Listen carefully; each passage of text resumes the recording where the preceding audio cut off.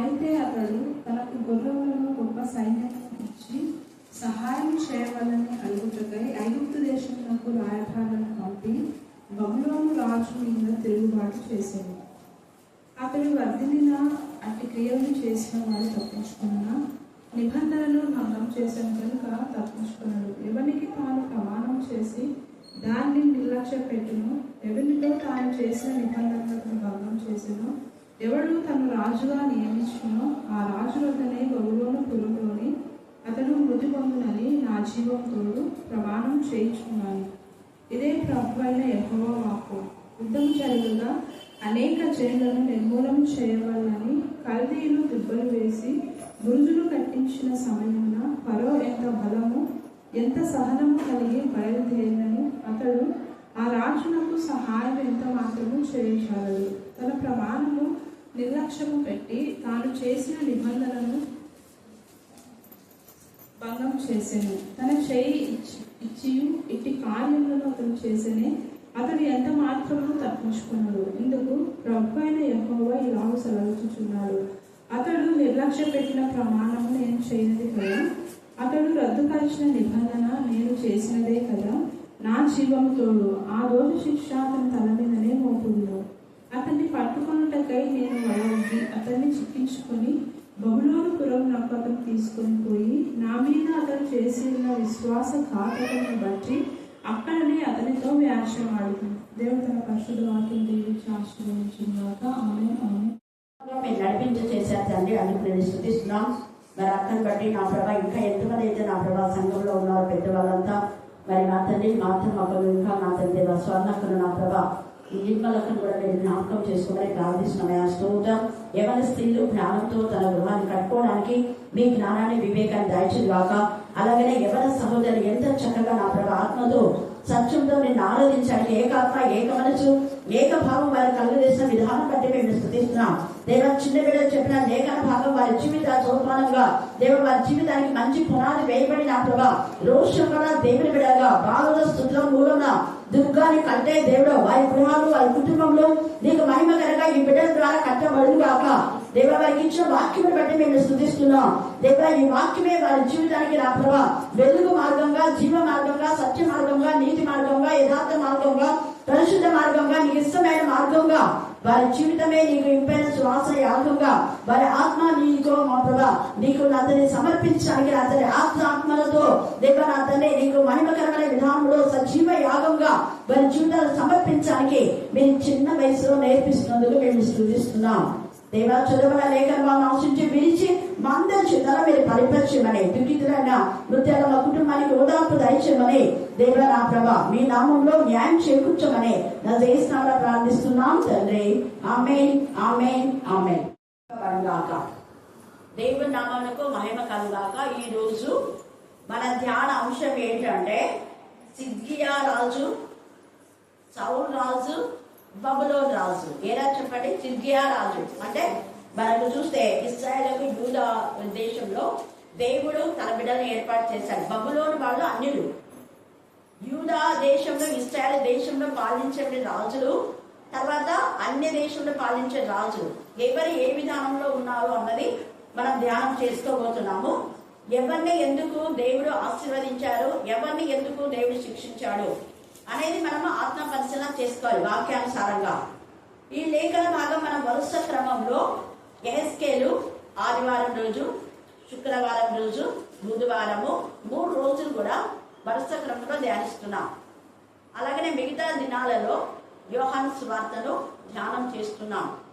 ఈ వరుస క్రమంలో ఈ రోజు ఈ లేఖన భాగం వచ్చిందంటే మన యొక్క ప్రాంతంలో, మన జీవితంలో, మన దేశంలో, ఈ యొక్క గూడూరులో ఈ విధంగా ఉన్నారేమో అని ఆత్మ పరిశీలన చేసుకోవాలి. అదే వాక్యం ఎప్పుడైనా వచ్చిందంటే చెప్పబడిన వాక్యము మన జీవితంలో ఫలిస్తుంది.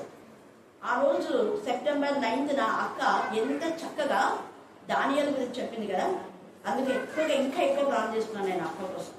ఆ వయసులో ఎక్కడ తడబాటు లేకుండా మరి ఆ పెద్ద ఆమె అంత ఇదిగా ఆత్మీయం కోసం ఆసక్తితో అంత దూరం నుంచి వాక్యం చెప్పినప్పుడు యవన బిడ్డలమైనా మనం ఎలా ఉన్నాము అన్నది యవనస్తులు ఒక్కసారి ఆత్మ పరిశీలన చేసుకోవాలి.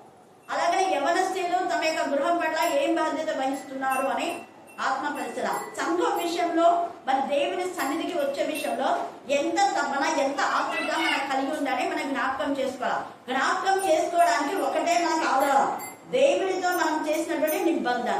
ఏంటి చెప్పండి? మళ్ళీ చెప్పాలా? మళ్ళీ చెప్పాలా? మీరు నేను దేవునితో ఒక నిబంధన చేశామంటే మనం నిబంధన జనముగా ఉండి నిబంధన ఆశ్రదించే దేవుణ్ణి హత్తుకొని ఆనుకొని ఆయన ఆజ్ఞల ప్రకారం, ఆయన నియమించిన శాసన ప్రకారం, కట్టడ ప్రకారం ఆయన వాగ్దానం మనం స్వతంత్రించుకోవాలంటే ఆయన చెప్పినట్టు మనం వినాలి. అలాగే విన్నాము, నిబంధన చేసుకున్నాం, అయిపోయింది. మనం విన్నాము, నిబంధన చేసుకున్నాం. దేవుడు తన పని తాను చేస్తాడు. కానీ మనం ఎప్పుడైతే దేవుడికి చెప్పినటువంటి నిబంధన మీరుతామో, నిబంధన మీరిన జనులకు మాత్రమే శిక్ష, మిగతా వాళ్ళకి. అందుకని ఈ యొక్క ముగ్గురు రాజుల గురించి మనం నేర్చుకుంటే ఇక్కడ సిద్కియా రాజు గురించి మనకు ముఖ్యంగా, తర్వాత బబులోన్ రాజు గురించి రాయబడింది. ఈ యొక్క సిద్కియా రాజు బబులోన్ రాజు గురించి మనం చూస్తే, బబులోన్ రాజు ఎవరు? అక్క చెప్పింది, నెబుకద్నెజర్. అక్క కూడా ఆ టాపిక్ ఎంత ఇస్తుందో చూడు, దేవుడు అలా ప్రేరేపించాడు. మన వరుస క్రమంలో ధ్యానంగా ఆ యొక్క నెబుకద్నెజర్ గురించి ధ్యానం చేస్తున్నాం బబులోను సంస్థానంలో. మరి దానియేలు దేవునికి మహిమకరంగా వాడు యూదా యువకులు వాళ్ళని అక్కడ తీసుకువెళ్ళాడు. బబులోను రాజు తీసుకువెళ్ళాడు, కానీ వాళ్ళలో కొంతమందికి న్యాయం చేకూర్చున్నాడు. న్యాయం చేకూర్చిన రాజు మంచివాడా చెడ్డవాడా? మళ్ళీ చెప్పాలా?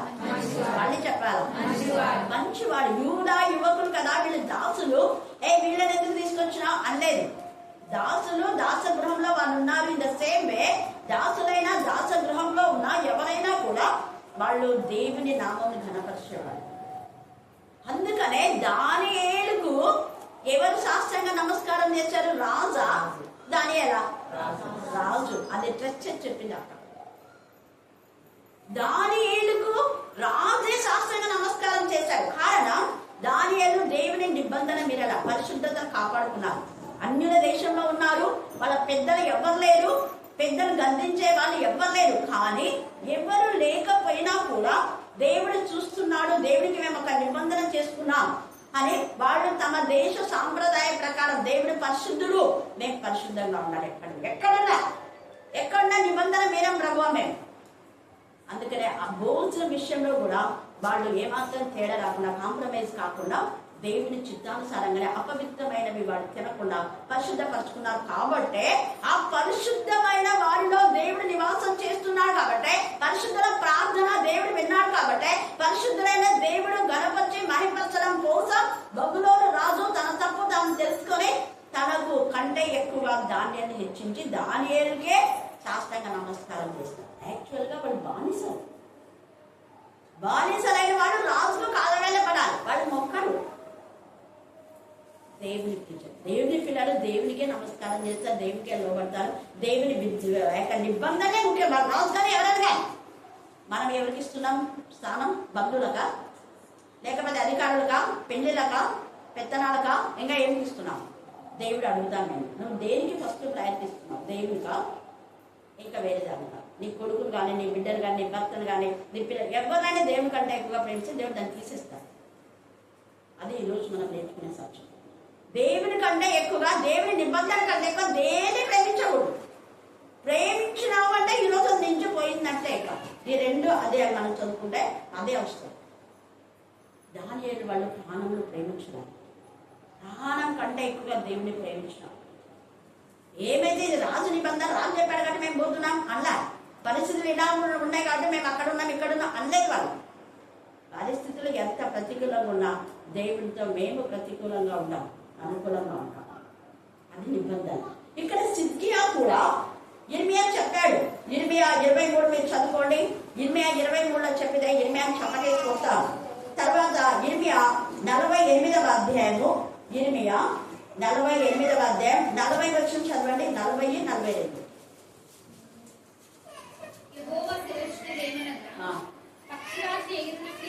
పక్షిరాజు ఎగిరినట్టు ఎగిరి అది మోయాబు మీద తన రెక్కలు చాపుచున్నది. కోటలు పడగొట్టబడి ఉన్నాయి, దుర్గములు పడగొట్టబడి ఉన్నాయి. ఆ దినమున మోయాబు శూరుల హృదయము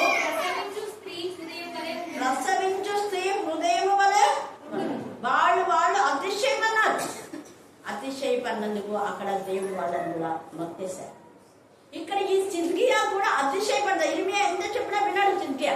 వద్దు, బబులోను రాజు దేవునికి భయపడుతున్నాడు, దేవునికి లోబడుతున్నాడు, దేవుని పిల్లలకు బబులోను రాజు మేలు చేశాడు కానీ కీడు చేయలేదు, కాబట్టి నువ్వు బబులోను రాజు మీదకి యుద్ధానికి పోవద్దు అన్నాడు. అన్న విల్ల, నువ్వు ఎప్పుడు చూడు నాకు కీడే మాట్లాడతావు, నీ మాటలన్నీ శాపితమైనవే ఉంటాయి, ఎప్పుడు నువ్వు ఆశీర్వదించవా, ఎప్పుడు నాకు మేలుగా మాట్లాడవా అన్నాడు సిద్కియా.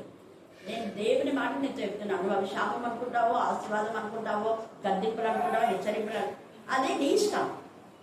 దేవుడిని చెప్పమనే నేను చెప్తున్నా.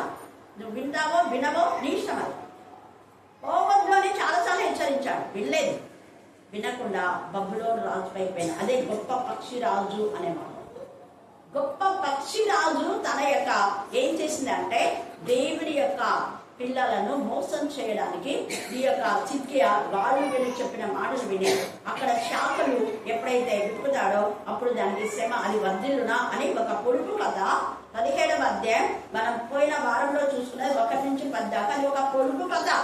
ఈ కథ యొక్క అర్థం మీకు తెలియదా అంటాడు. 12వ వచనం చదవండి. 17వ అధ్యాయం యెహెజ్కేలు 12. తిరుగుబాటు చేయి వీరితో, అది వీళ్ళు తిరుగుబాటు చేసేవాడు. ఇర్మియాతో కూడా అన్నాడు, యెహెజ్కేలుతో కూడా అంటున్నాడు. అక్కడ మాట్లాడిన మాటలు మళ్ళీ రిపీట్ గా ఇక్కడ మాట్లాడుతున్నాడు. ఒకసారి యెహెజ్కేలుతో మాట్లాడి ఇర్మియాతో మాట్లాడి ఇంతమంది చెప్పినా కూడా విననటువంటి భ్రష్టుడైపోయినాడు సిద్కియా. ఇక్కడ తిరుగుబాటు చేయి వీరితో ఇట్లను ఈ మధ్యాహ్న కాల సమయమందు తిరుగుబాటు చేసే వాళ్ళలో మనలో ఎవరైనా ఉన్నాడేమో ఆత్మ పరిశీలన చేస్తున్నాం. యాక్షన్ లేదు. దేవుడు 1 సారి 2 సార్లు క్షమిస్తాడు. ఆమోసులో 1 సారి 2 సార్లు చేసిన తప్పులకు క్షమిస్తా, కానీ 3, 4 చేసిన తప్పులకు శిక్ష విధిస్తాను. కొంతమందికి 1, 2 సార్లు చేసిన తప్పులకే శిక్ష విధించాం. ఎందుకు? వాళ్ళు తెలిసి చేస్తున్నారు కాబట్టి. తెలియక చేసిన పాపలు క్షమిస్తారు. 1, 2 తెలియక చేసి మళ్ళా 3 సార్లు 4 సార్లు చేసినారంటే శిక్షనే వాళ్ళు. తెలియక ఎవరు చెప్పక, మాకెవరు చెప్పలేదు ఇలాగ ఉండదని, దేవుడి నిబంధన ఇంత కఠినంగా ఉంటుందని తెలీదు అనుకునే వాళ్ళను దేవుడు క్షమిస్తారు. కానీ దేవుడి నిబంధన ఇలాగ ఉంటుంది, జాగ్రత్త, మీరు మీ పిల్లలు, మీ పాపం మీ పిల్లల ఒడిలో పోయబడతారు, మీరు చేసిన తప్పు మీ పిల్లలకు శాపంగా మారకూడదు చెప్పినా కూడా వినకుండా తిరుగుబాటు చేస్తే ఇది వెళ్తే వచ్చింది. అందుకే తిరుగుబాటు చేయ జనులతో ఏమంటున్నాడా, ఈ మాటల భావం మీకు తెలీదా, నీకేం అర్థం కాలేదా, నేను కదా ఇంత ఇదిగా తెచ్చి మంచిగా చేసి నీ బ్రతుకును సరిచేస్తే నువ్వేం చేసినావు, పెద్దదాని అయిన తర్వాత, పెద్దవాడు అయిన తర్వాత, ఉద్యోగం వచ్చినాక, లేదంటే పెళ్ళైనాక, లేదంటే ఆస్తి అంతస్తులు వచ్చినాక నీ యొక్క శాఖలు, నీ ఆధ్యాత్మిక విలువలను పోగొట్టుకున్నావు. ఇందాక పాట పడినా ఆత్మార్పణ చెయ్యకయే ఏం ఆశించినారమ్మా, ఏం ఆశించినారు? ఆత్మ అర్పణ చేయకయే ఆశీర్వాదం కావాలట. ఎన్నొస్తాయి? నీ ఆత్మను దేవుడికి అర్పించు. నీ ఆత్మ దేవుడితో ఏకమైందా? తండ్రి అయిన దేవుడు తన తండ్రి కుమార పరిశుద్ధాత్మలు ఏకమై మనం ఏకంగా కూడి ఈ పని చేద్దాం. అలాగనే దావీదు కూడా మనం ఏకంగా కూడి దేవుడిని ఆరాధిస్తాం, మైంపరుస్తాం, కనపరుస్తాం అన్నాడు. ఏకంగా, ఏకాత్మ, ఏక మనసు, ఏకభావం ఉండాలి. శరీరం వేరే, ఆత్మ వేరే, మనసు వేరే ఉండకూడదు. ఆ ప్రాణాత్మ దేహంలో దేవుడికి సమర్పించాలి. ఆత్మతోనూ మనసుతోనూ నేను ప్రార్థిస్తాను అన్నాడు పౌలు. ఆత్మ అర్పణ అర్పణలో లోపం ఉండకూడదు. నువ్వు దేవుడికి ఇవ్వాల్సిన సమయం దేవుడికి ఇవ్వాలి. అర్పణ అంటే అక్కడ ఏమి అర్పణ దేవుడు స్వీకరించినాడు. కారణం శ్రేష్టమైంది, శ్రేష్టమైన అర్పణ తనకని ఉంచుకోవాలా, దేవుడికి ఇవ్వాలనుకున్నాడు. కయ్యనైతే ఇంత పెద్ద రాశి ఉంది, అంత పెద్ద రాశిలో ఒక గంప తీస్తాడు, దీంతో దేవుడు ఏం చేస్తాడు, దేవుడని తింటాడా, మళ్ళీ వస్తాడు, మళ్ళీ 2 గంపలు తీస్తాడు, మళ్ళీ 1 గంప వస్తాడు, మళ్ళీ 4 గంపలు తీస్తాడు, మళ్ళీ 2 గంపలు వస్తాడు.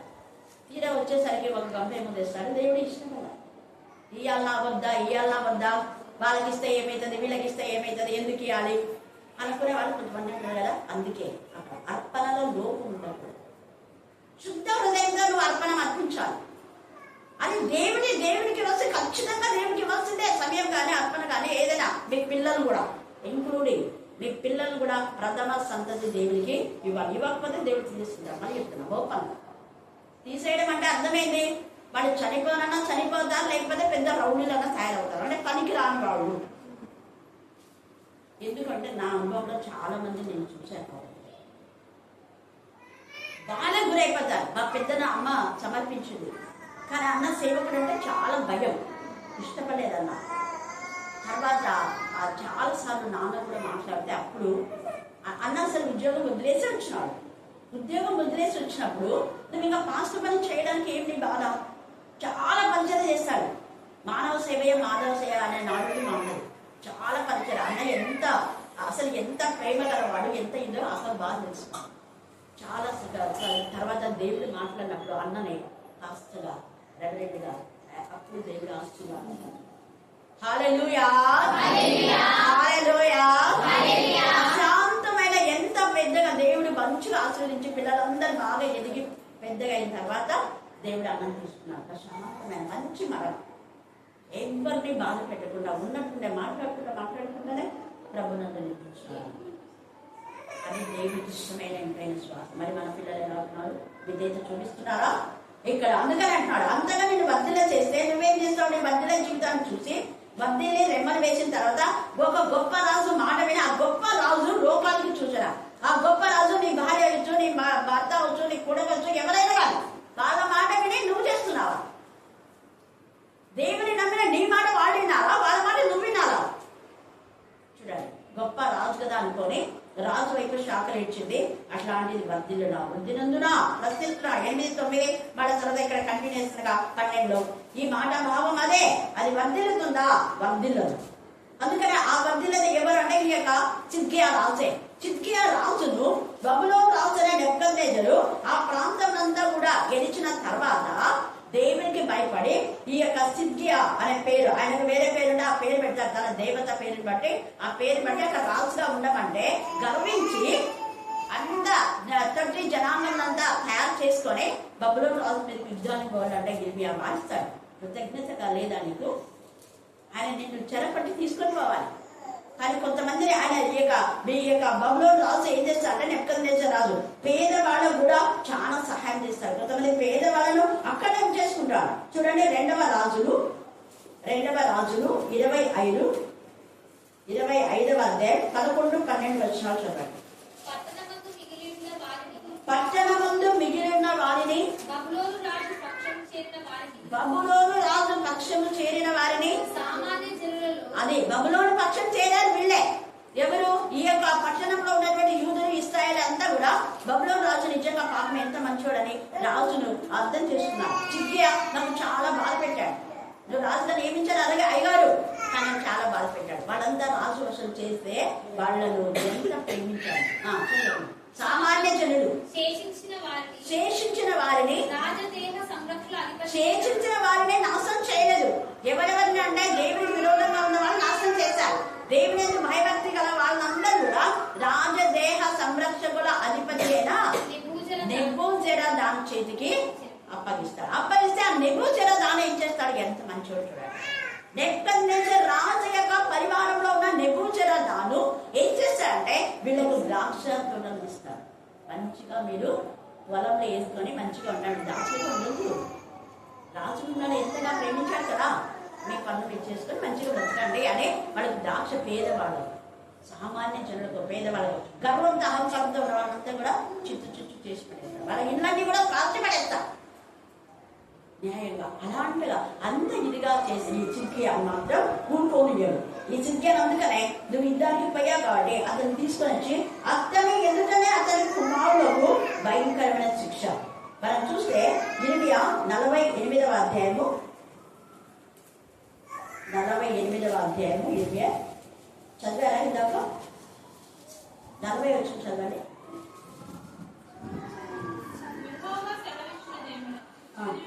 చదివినారా? ఓకే, 52వ అధ్యాయము 10-11 చదవండి. 52వ అధ్యాయము యెహోవా మన న్యాయం రుజుపరచుచున్నాడు. రండి, సియోనులో మన దేవుడైన యెహోవా చేసిన పని మనం వివరించుదాము. ఏమా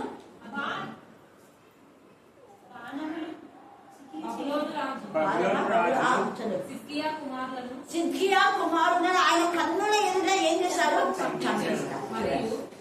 మరియు అతడు రిబ్లాయిమునకు అధిపతి అయినా అందరినీ